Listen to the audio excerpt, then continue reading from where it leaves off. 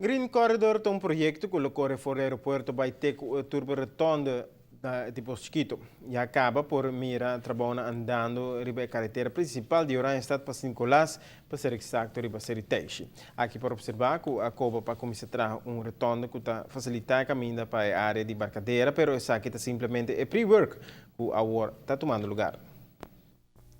E trabalho ng award andando riba Seriteixe, qual taward chama pre-work, ta indica que lo bingo rotonda para assim facilitar o fluxo de tráfego, que lo vai usar e caminho ng aqui, depois que o af novo queda claro.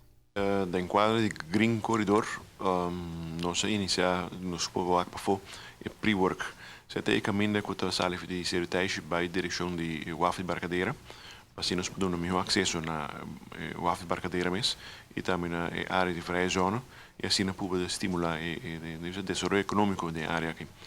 Durante o processo de destajo, queda concretizar que o tour local que trata desenho para o projeto aqui, pois também fase atual, lo que do setor privado.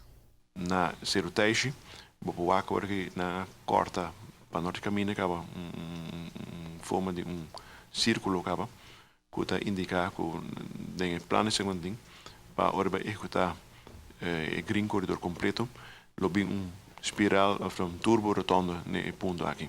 E sai tá nanta base com para cortamento de material para o norte.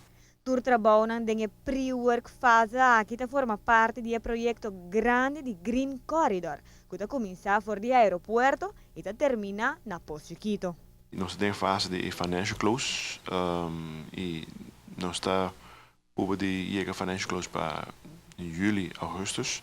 No momento que nós chega financial close com o projeto aqui, o Odinza chega financial close, pode haver cambio completo, onde nós também em vez de trabalhar o pre-workshop, nós também trabalhar full-fledged o full projeto. Para notícia boa noite, a mitad é o Simon.